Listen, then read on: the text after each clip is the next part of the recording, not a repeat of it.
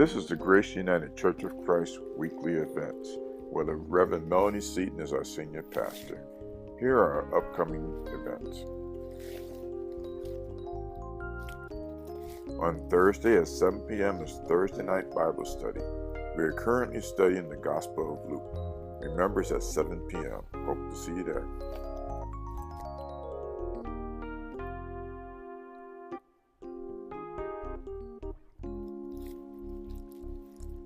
This Sunday at 9:30 is Sunday School. This week's topic is I See a New Jerusalem, and we're studying from the book of Revelations.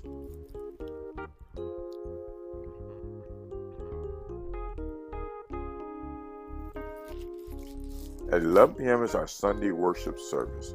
This week's sermon topic is called Surprise from the book of Isaiah.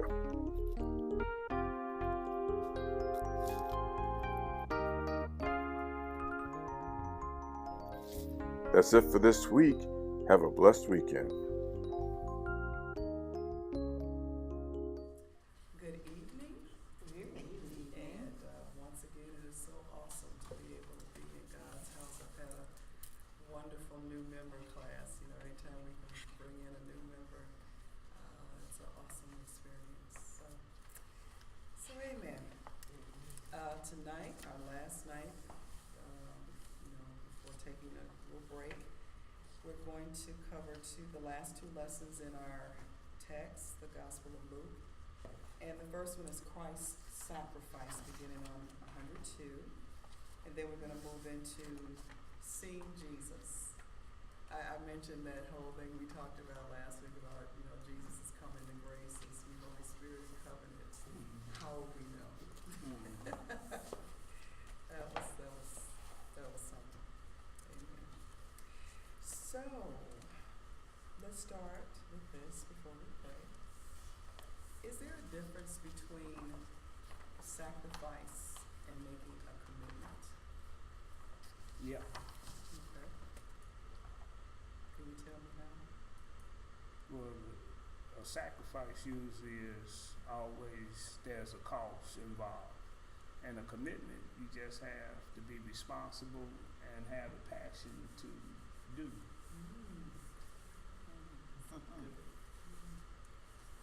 Anybody want to add something to that? I don't know if there's much more you can add. Just because it's a commitment does not mean it's a sacrifice. Doesn't Right. mean it's your or you're not losing anything, or it's not you don't feel like anything's being subtracted from you necessarily when you make a commitment. Sometimes it may be, Yes. sometimes it may not. Yeah, I thought about that question when I thought about sacrifice, because there's definitely a difference between a sacrifice and a commitment. And you're right, we're all right. You lose something when you make a sacrifice, but it's okay. You're okay with that loss. Mm-hmm. You are giving away something of value to you in order to fulfill whatever it is you said you're going to do. And just to make a commitment is something I might or might not write down in my smartphone, and I can tell you, I know I said I was going to bring that whatever, but something came up. Commitments don't leave you without something, right? So if I make a sacrifice, I say that I want to, Juanita mentioned that she saw us putting up different things, saying, we need X amount of dollars for this and X amount of dollars for that. And so in order for me to be able to do that, I would have to sacrifice. That means I'm going to have to do without something if I'm going to do that. Roz remembers from Covenant the building campaigns. Those of us that pledged, that meant we gave up. We gave up something because we wanted to see that. We wanted to see it. We wanted to see it through. See it through. Amen. So we gave up, and it was good because we knew that it was for God. Amen. Juanita, would you pray? Heavenly Father, we thank you for today. We thank you for all the members here at the church, those that are here and those that are on their way. We thank you, Lord, for the people that are watching. We all hunger for your word. We all hunger for your love. We all appreciate what you give us, Lord, that we are in your mercy. We love your grace. You love us even though we don't deserve it, Lord. And reading your word assures us that that love is there. Please give us the insight to see your word, to know what your sacrifice was, Lord, and know that our day-to-day life is nothing compared to what you have given us. All this we pray in your precious Son, Jesus. Amen. Amen. Thank you. Well, let's silently read 23, 26 through 49. We're going to silently read it first.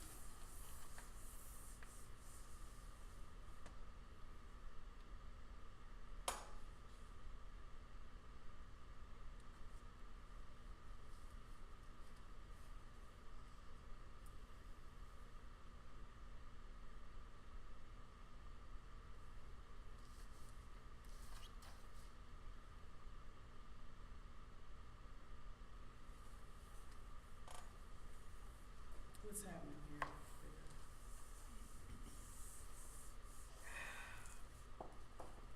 Well, Jesus is on his way to the cross to be crucified. And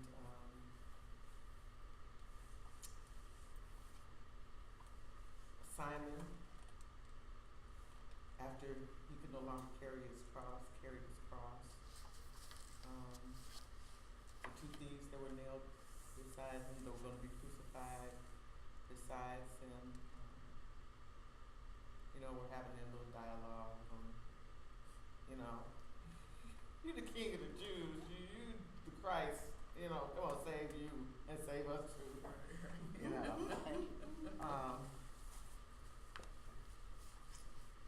and he's given the ultimate. He's given himself for us. He's taken on our sins.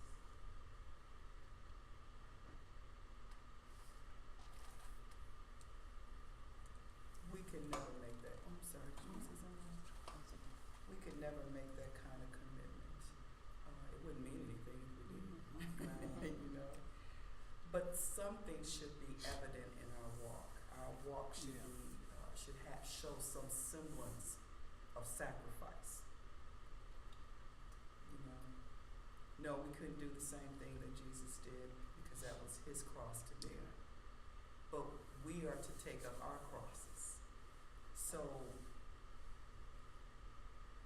how is that seen in our walk?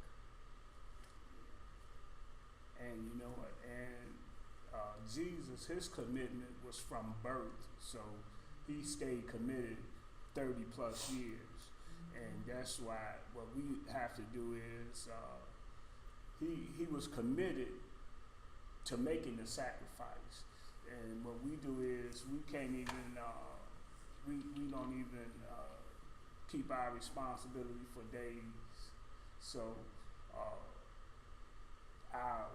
sometimes our sacrifices, family, friends, and even sometimes our jobs for our walk with Jesus.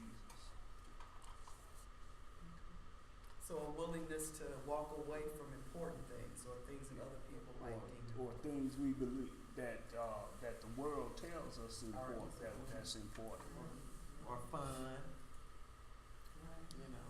or what we believe to be fun. or things we believe we can't do without. I mean, there should be something.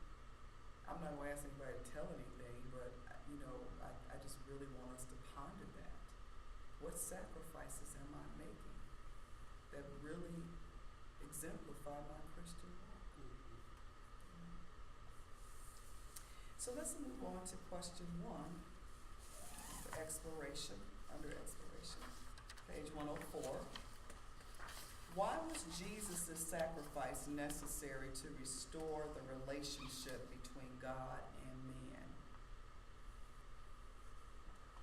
Because of his blood.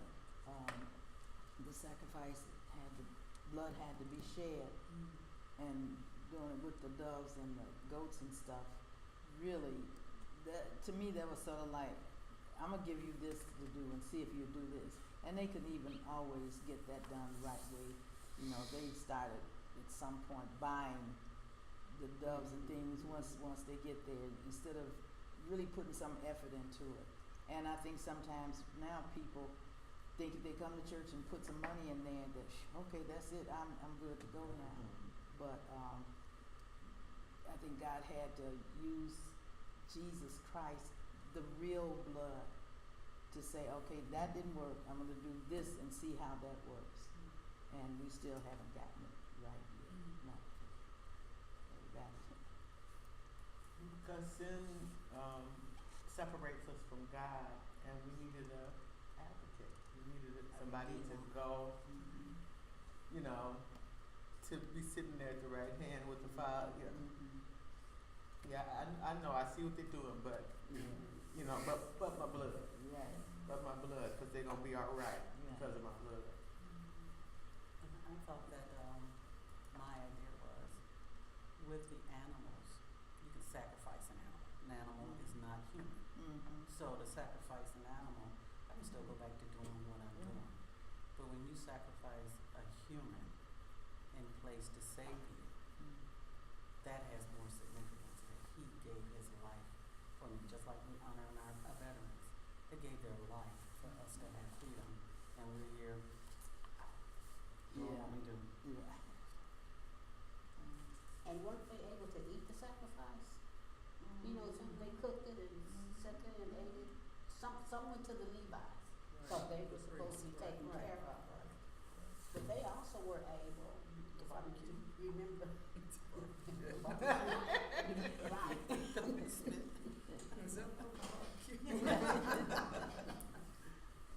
But we had moved, sin had ran so rapid that there were no sacrifices adequate. Right. So what was acceptable to God? And we did not know, and the animals were not acceptable. So God had to set it up himself, say, I'll send a sacrifice that's acceptable to me.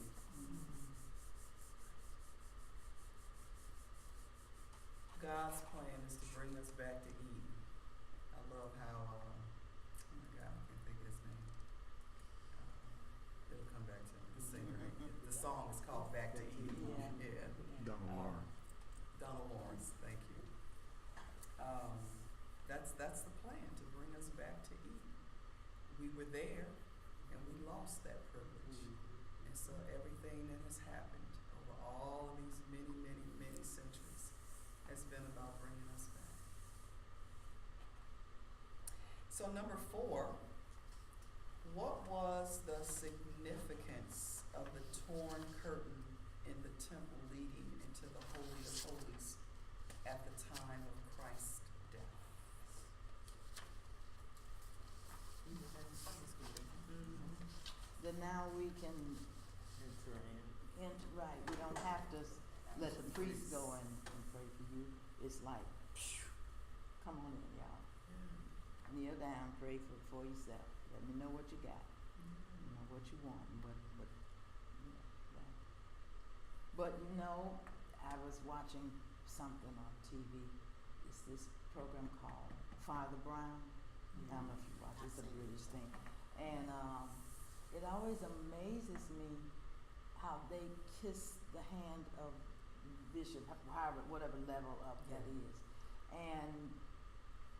and when they go to ask forgiveness for their sins, they tell the priest to forgive them. And then, so who forgives the priest? I mean, they never say, I went to Catholic school for quite a while. We never heard anything about who, you know, it's like the priest or the father, the pope. That's it. Once you can get them on your side, you got it made.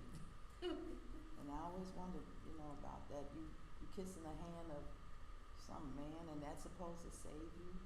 And even now they worship different like gods. I remember I had to go back and forth downtown, and I told the girl I was just tired of driving, and she said, "Well, pray to the God or something." I said, "Honey, please." I don't pray to God.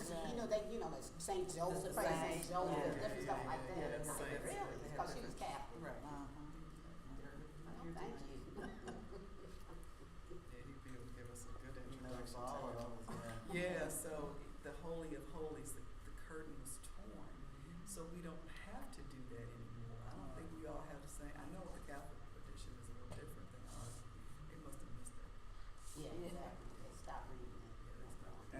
And I think it was torn so that God is no longer off limits to us. Yes. No, it's Back separate. then, when there was the holies of holies, it was only The priest. only the high priest could go in there. But now it was ripped away so it would be off. Anybody could just go there. Yeah, we don't have to do all these rituals and all these, kick your foot 5 times and turn around great, Right.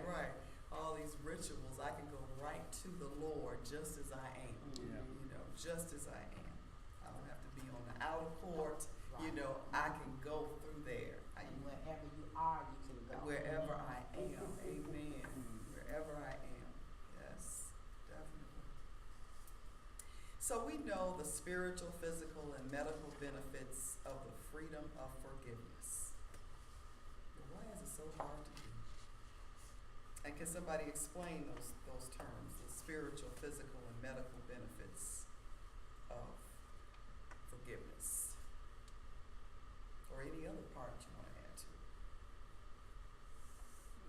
Well, all those things are for the benefit of self.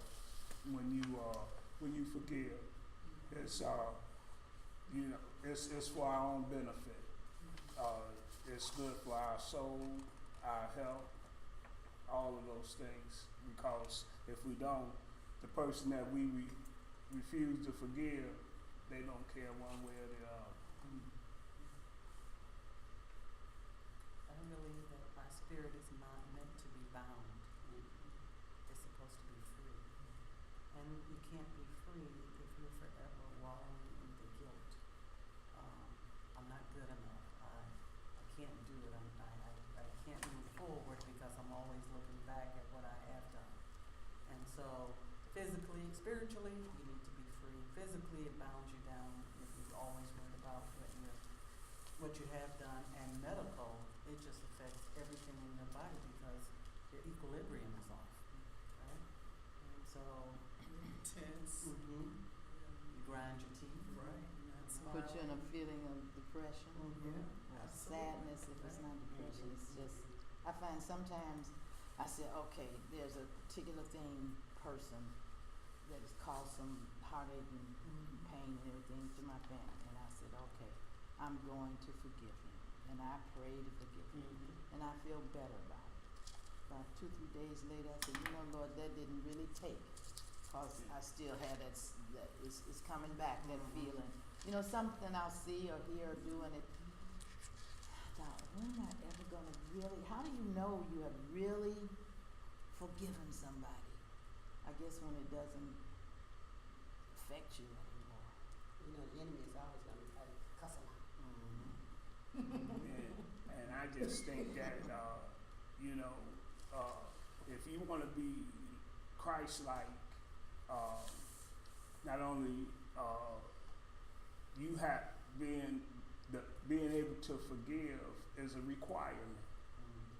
You know, cause Jesus he forgave even at his death.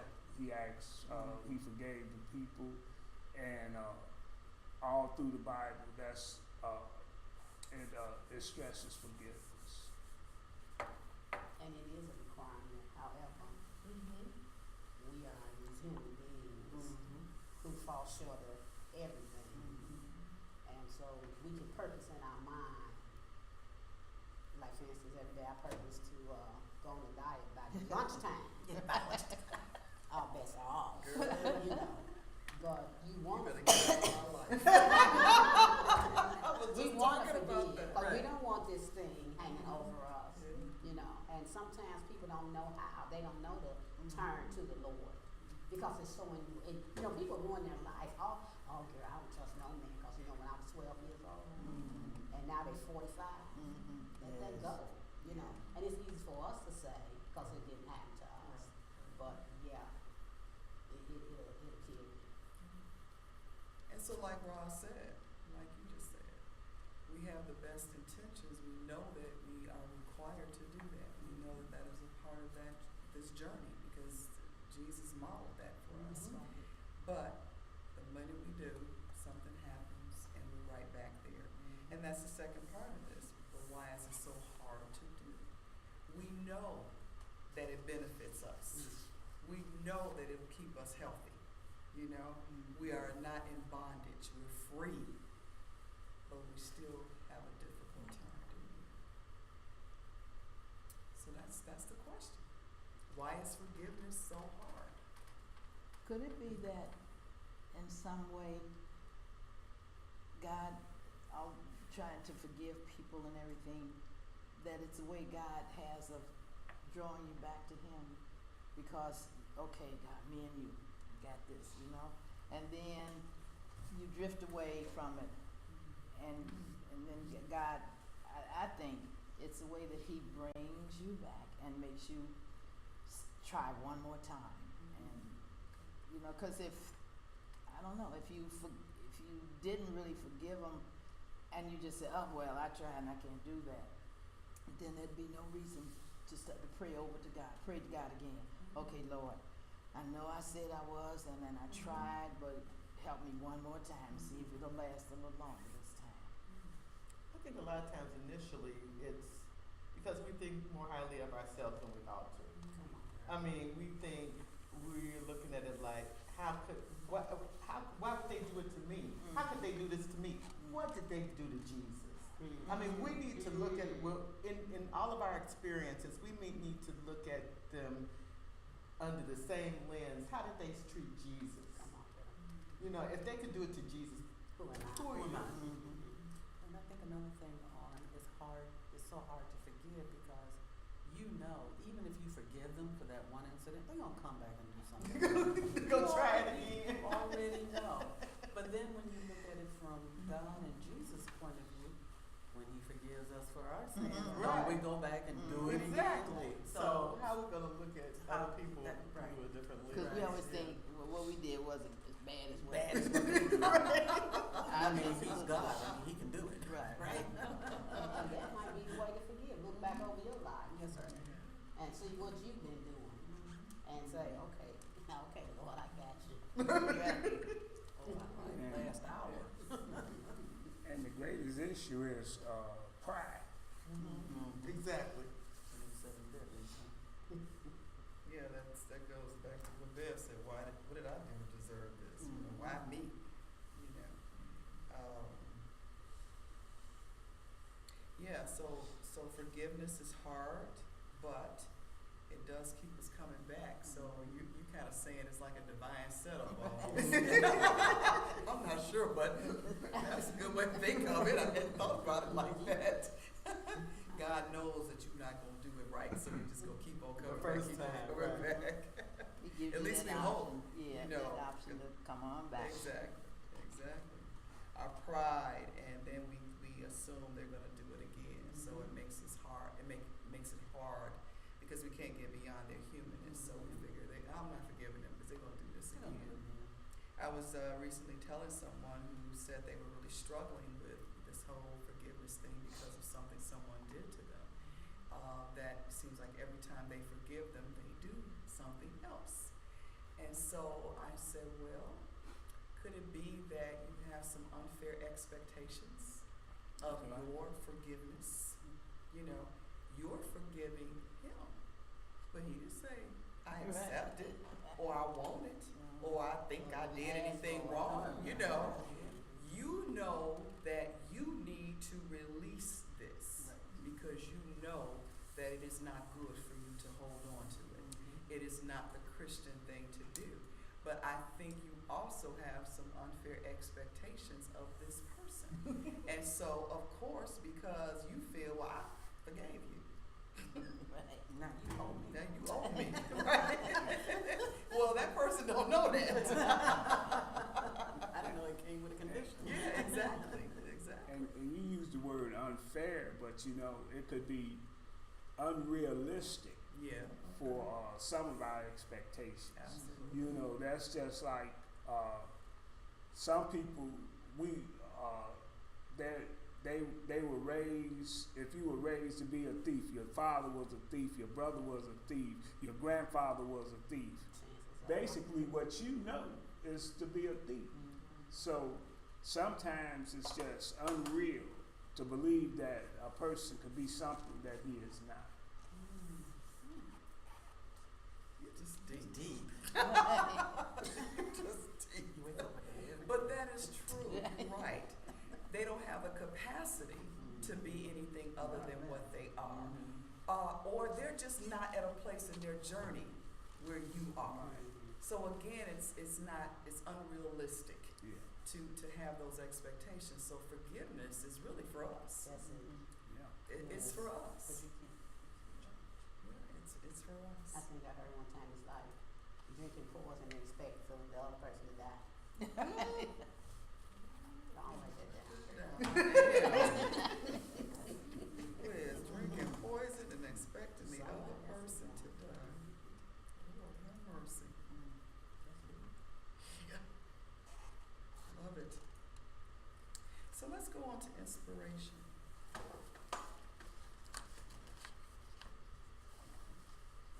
Who would like to read that?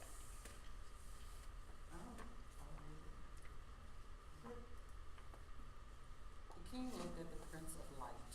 The darkness will be great. He passed his hand over the spotless face of his son. The pain will be awful. Then he paused and looked at his darkened dominion. When he looked up, his eyes were moist, but there is no other way. The son looked into the stars as he heard the answer. Then let it be done. Slowly the words that would kill the son began to come from the lips of the father. Hour of death, moment of sacrifice. It is your moment. Rehearsed 1,000,000 times on false altars with false lambs, the moment of truth has come. Oh, my son, my child, look up into the heavens and see my face before I turn it. Hear my voice before I silence it. Would that I could save you and them, but they don't see and they don't hear. The living must die so the dying can live. The time has come to kill the lamb.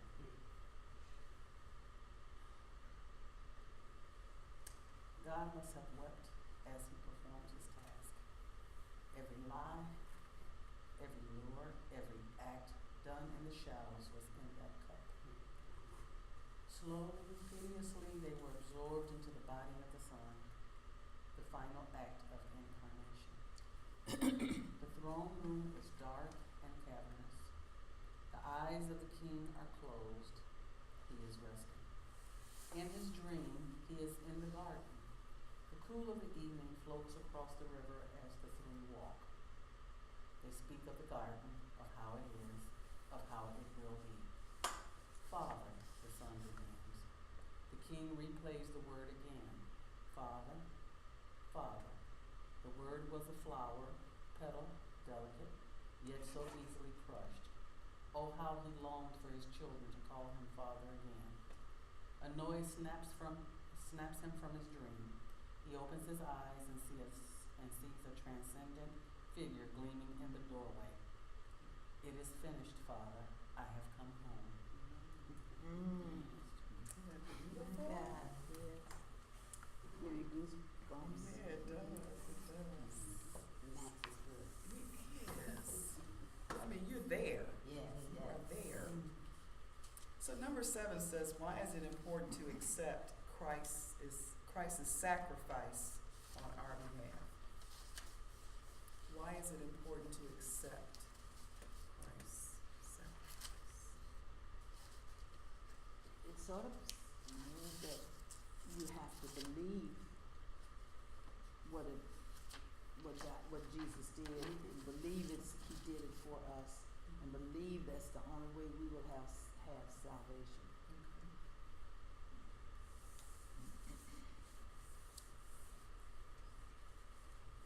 I was reading, it said that we don't have to accept his sacrifice. God didn't ask us to accept it. He told us to believe. Because whether we accept it or not, his word is his word. We have to believe. Follow him.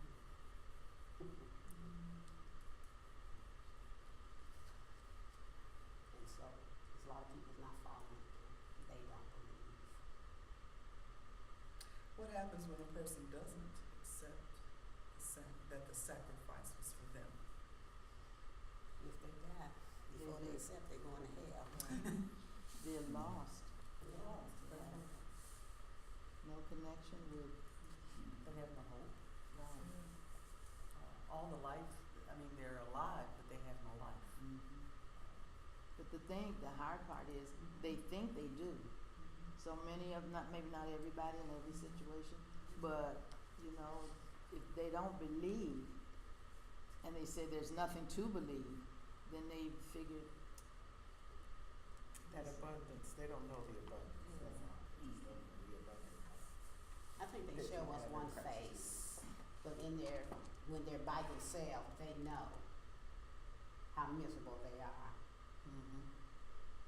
They know, you know, you can put on a good face for us and be just as torn up and miserable inside. And we can do that. There are truly some people who do not feel worthy of the sacrifice that was made. They just don't feel worthy. And like you said, sometimes they don't even realize that's why they haven't accepted Christ, into their lives. They haven't made a commitment to a church, or any of those things. And they will clearly tell you about all these things that are going on in their lives. And they don't realize what's missing. And a lot of times they feel like we probably felt at different times. Like I know I felt at different times. Like I got to get myself together, or I got to do this. But it's nothing. Not realizing that it's a free gift. It's nothing that you can do to earn it. You don't. No, you don't deserve it. But it's given. He gave it to you freely because he loves you just that much. And it's like they don't know the word. I've heard people say that too. You made me remember that God can't forgive you for that. Honey, it ain't nothing you can do that he will not forgive you for. And because they don't, I didn't know the word. When I opened up the word, I was shocked at everything was in it. There was so much stuff in the word. I'm like, oh my goodness. See, this book is closed. This is a secret. Trying to And we find don't this ever open it up. verse. Somebody know where there is therefore no condemnation Right. for those who. This is my Bible that doesn't have a good concordance, so I keep trying to find it. Okay. And some people they know, but they don't believe. They're not ready for the commitment, and without the commitment, you're unable to make the sacrifices. Cause I used to say when I get older, you know, I was serving up the enemy. I was having a good time. I said, so when I get older, I'm gonna come on Right. with Christ. Romans 8. Yeah, okay. I was Romans 5, okay.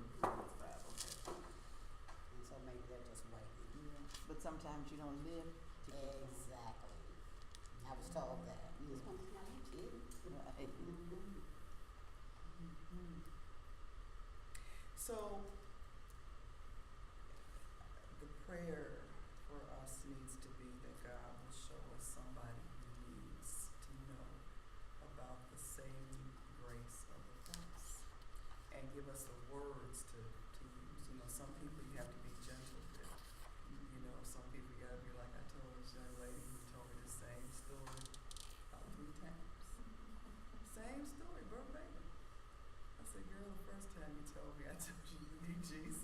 Second time you told me, I told you you need Jesus. I'm going to tell you again, you need Jesus. I don't know what else to tell you. She said, you know, my grandmama told me the same thing. I said, well, girl, if you ain't believing your grandmama, I ain't got a chance. But I keep praying for her. I keep praying for her. She come back that 4th time, we'll tell the same thing. But she's sick.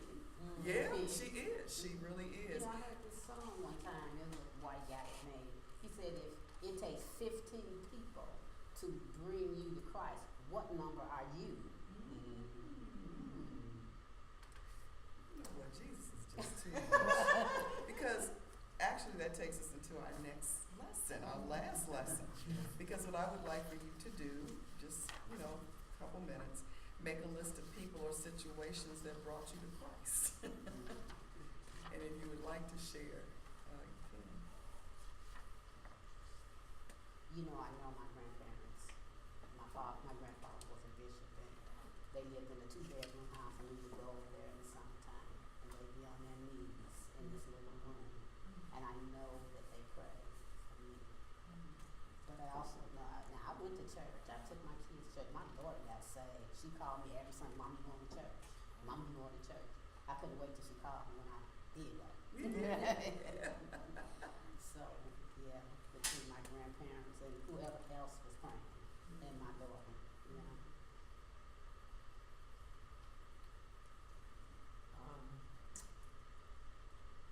Mr. Reverend and Mrs. Howard, which is for my pastor and first lady when I was a child, my parents, my older sister Joanne has been really, really significant in my walk. You know, just kind of, you're a male. Just that title. When she was my Bible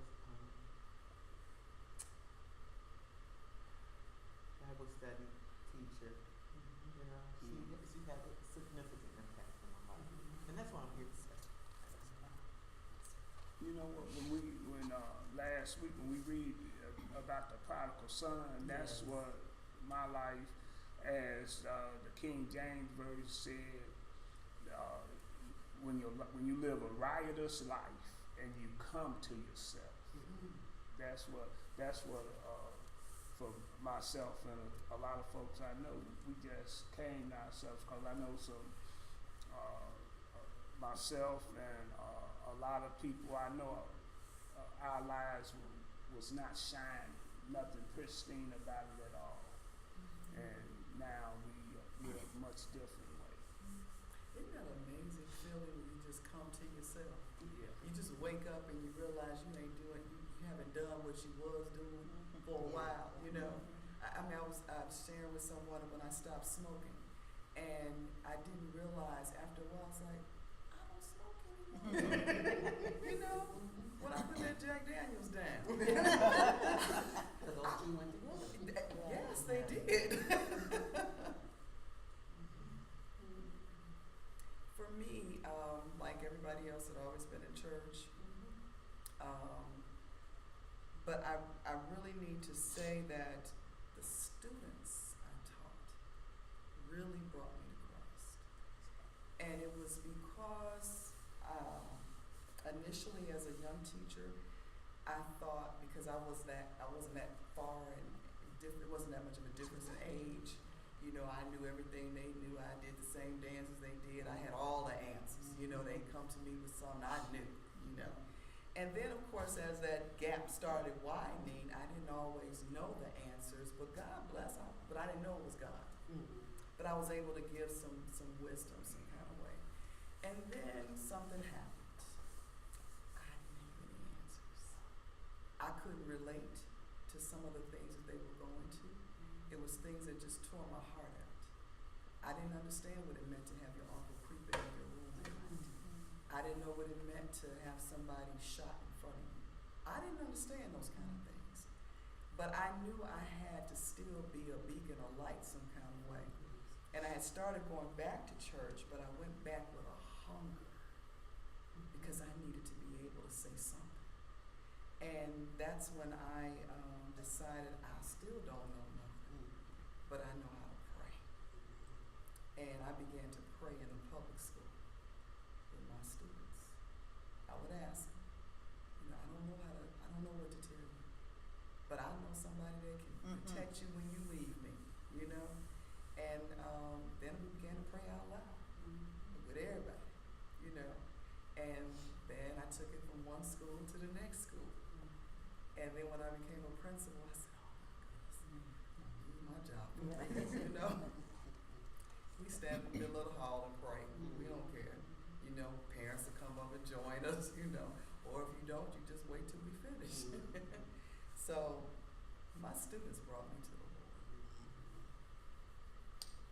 For me, it was, well, when I was 17, graduated high school, going away to college, my father said, you're going to be away from us, away from home, and you need to belong to a church.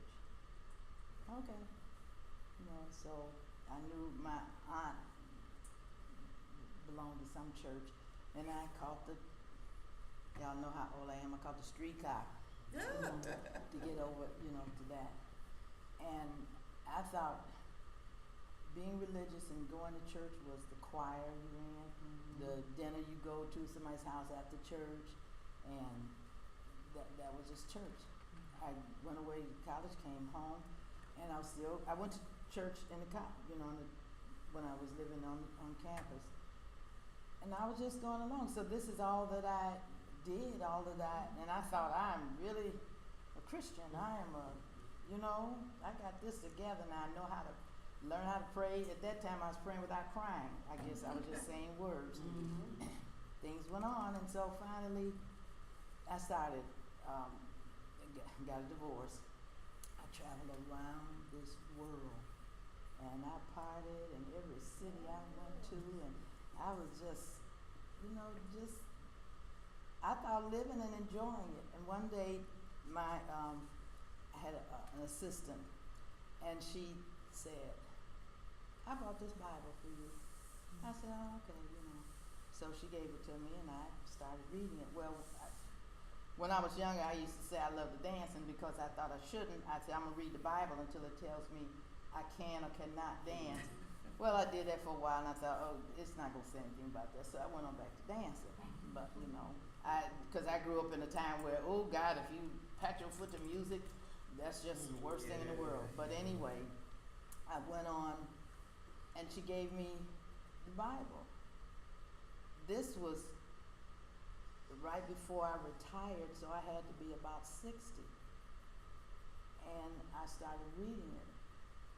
And people would knock on my office door and say, it's our conference time. Okay, go back to your desk, finish work, and I'll call you when I'm ready. Because I didn't want to stop where I was. Then I got like kids doing school. I put something else in front of Bible and I'm reading it. Because it's like, God, I was just amazed. And so, just like you said, one day I woke up and I decided if I go to a party and nobody asks me to dance, it's going to be okay. I don't really care that much anymore. And then I felt I don't even have to go to the party. Then I know I don't have to worry about who's gonna ask me to dance, you know? But just one day I was enjoying coming to church more than I was going out. And like Bev just said, then when I started coming to Grace, it's like, okay, now I know this is where I should be. I finally made it to the place where it's not doing anything like this TV program I'm watching. The man that says salvation is believing, and that's all. You don't have to work in the church. You don't have to do all of the things, the ceremonies and all. But because you love the Lord, you want to do it. But it's not that you're going to be saved if you do or if you don't do it. And I thought, I just can't believe this, that it's this easy to just to do this. But okay. Amen. So, what happens along that Emmaus journey? The scripture tonight from Luke 24:13-35 is the Emmaus journey after the crucifixion and the resurrection. They were crying and they didn't even recognize that he was Jesus.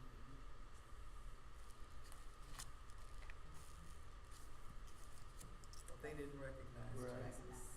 They didn't recognize Jesus. They were caught up in where they were. They Kinda had just see- seen him get crucified, you know. Right. They didn't understand like we do now. I mean, you know, we got a lot Well, of they- teaching of it. He told them that he, okay. Come on. But that's what I'm saying. They was caught up in where they were. They weren't even. And that's word there, okay? Yeah. Because that takes us back to, again, how will we know when Jesus has arrived? Right. If we all caught up in our stuff, Right. you know? But you gotta remember, in the Roman times, that was a form of execution. So it wasn't that his was so different from what they spectated before. I mean, they see that often, right? And it was just that this one is when the clouds and it went dark at midday, and the ground rumbled, and things changed, and they said, that wasn't like really the other ones. And it talked about it here, I think in the scripture it says that the women that came to see, they stood afar off and watched him, right? And they knew that something was different. Even the Romans knew something was different. I mean, they put his hands out and put those nails in there, and he never uttered a word. They knew something was different. Public execution is not just cruel people, and they still do. And Jesus walked up on her. They didn't know.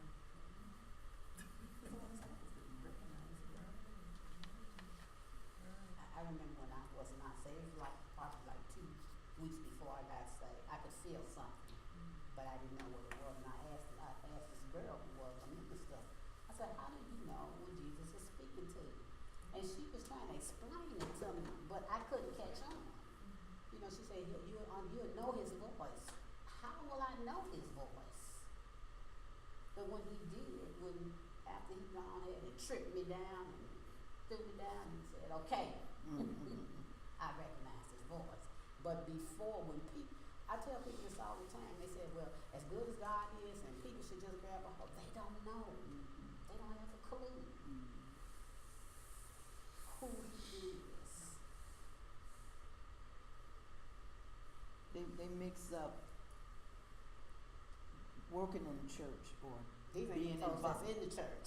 Well, no, but I mean, Yeah. if people who are both, in and out, and they think, well, I must be saved. I cook food for the church. Yeah. I must be saved because I'm an usher. But it's, You look at their works. yeah, right. And that's not what it is. And sometimes I think that even that, God has them in that place so that they can. Because even if they're not where they need to be, they're not going to, you know, going to grow. You know, they're not going to. I just think sometimes that because the word does say faith without works is even dead. So you're gonna have to your faith is gonna generate work. That's yeah. So, but sometimes people have it mixed up. But at least they're in the right place to Right. be able to get it straight. Yeah, you work because you are saved. Right. Yes. Well, you know, when I'm on a ministry and they work their tails off on Sunday, and I told them, I said, because the commandment says, don't forget the Sabbath. Right. Mhm. And I told him, I'm not working on Sunday. I'm just not, because, you know, I'm failing all the other commandments.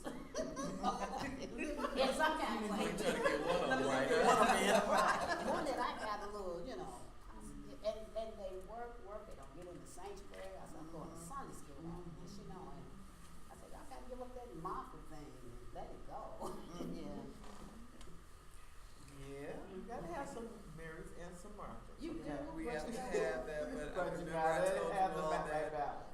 we did, I forget what it was, but I was talking to my daughter and she's like, oh my God, Mom, we got a Martha church. You know, so at that point, we started telling hospitality, y'all gotta come in for Sunday school. You know, you all gotta get a little bit of Sunday school. Right. Because otherwise, it is just working, it's just working. It's making a commitment but no sacrifice. You know, maybe it means you gotta come a little earlier, you know, to get started. So that you, And don't do so much. or don't do so Exactly. much, Right. absolutely. It doesn't you know. take all that. Yeah, you know, so, We yeah, appreciate it. Yeah. absolutely. Okay, so let's try that. So anyway, we're not gonna read the story because we know, we're familiar with that passage. So let's go on and try to get some of the questions in. First one under exploration, list some common misconceptions about Jesus and his ministry.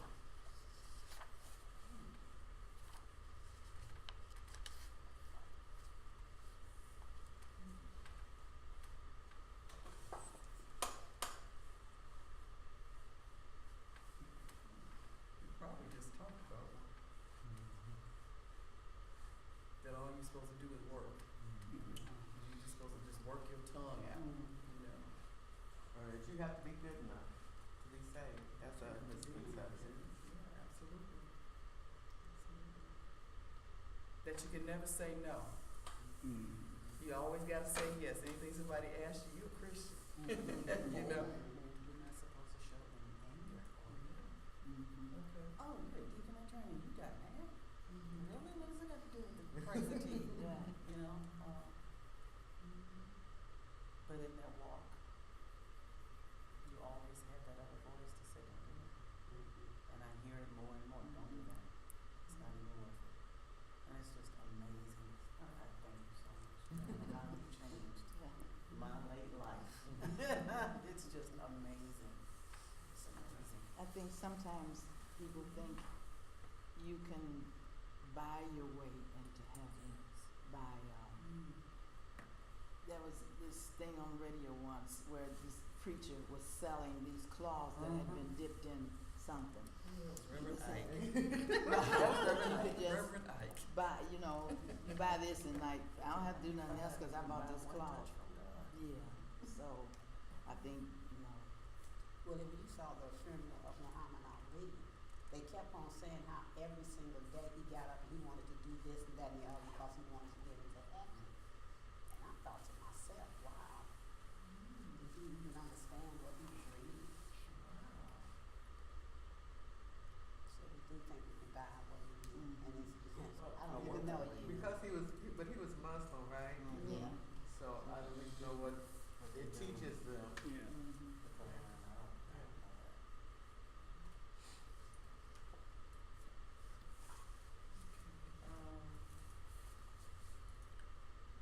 Let me skip around a little bit. In what different ways does Jesus reveal himself to people? Sometimes in really big ways and sometimes just in subtle ways, just to know. Yeah, this is me. This is me. sometimes I think it's, for me, it's a feeling in my heart if I'm tense or if I'm anxious or worried about something, and I'm finally, this late life, this late stage in my life, beginning to know that if I just stop and just talk to him about it, and then I say, okay, God, now you can handle it. Let me know when you do, because I'm just gonna go on and do what I was doing, you know, in the house doing something, you know. And but I think that's it. You get this relief in your heart that it's gonna be okay, no matter what the outcome is. It's gonna be okay. What I think when God lets you recognize that He did it, you know, we say things like all kind of little miracles happen every day, but you know what? There are some things that we know that we didn't have nothing to do, and we know that God did this for us, and He allows you to recognize it. Even when you talk, like when you're talking about there's nothing lost in the spirit. So, and you say, okay, God, there's nothing lost in the spirit. I mean, you know, I need to find this, and you know, I need to find it in a reasonable amount of time now. So, you know, and He shows it And to don't you, you- and right. He's done that for me so many times. Well, you know, I used to, when I was working, I drove a lot. I covered Indianapolis and Michigan. And on those days where those ice was hanging off that tree and you drive and you see the beauty. And when you, like now, the trees are turning yellow and red and, you know, it declares His glory. It's just so much. We could be here all day and I saw Him give you your hands. Well, I was gonna also say nature. Yes, Nature is just an awesome Yes. way for God to reveal God's self. I used to, in my house in the city, my little space, I had a little space in the living room, but I had a big picture window and bushes, and the birds would always be in the bushes. And I would find myself, I would start off by reading and praying, but I would wind up staring at these birds. And it would always remind me of Jesus speaking about the birds and how God took care of those birds. And I would always say, I know you got me, Jesus. I know you got me, because I'm looking at these birds, I ain't worried about a thing. Right. You know? So yeah, God reveals God's self through familiar voices. And sometimes voices that are not so familiar. You know, they're voices we least expect. Wait a minute. Did he just say? I took a picture of a spider web, the most beautiful thing there. It was beautiful. I took a put it on Facebook. I said, look at this. Is a spider web unique to each spider, or is it unique to a species of spider, or whatever it is? That spider web is beautiful, intricately made, and it just sat there, and I had to take a picture of it. This is beautiful. I didn't see a spider. Mine is the birth of babies. Oh, yeah, you're right. Man has tried to do everything in this world, but he cannot reproduce a baby. And if there was no God, then and man was so powerful That's good. and intelligent, why can't you just produce a baby? Well, that reminds me as we begin to close on this Emmaus journey and how and prayerfully God has met us in a different place. You know, we will never run out of ways in which God will show up on that road for us. And I pray that we will always be able to recognize God, but even if we don't, that somebody will say, don't you know who that is? But there was a story about a scientist and Jesus and God. The scientist kept saying, I can do anything that you can do. You know, we can do anything that you can do. And God said, oh, okay. Well, we're going to have a contest then. We're going to create man. And the scientist said, okay. And he reached, God reached down and formed man and breathed life into it. And then the scientist got ready to reach down, and God said, get your own. Okay? That was good. Amen. Amen. So we got to make sure we get you all's number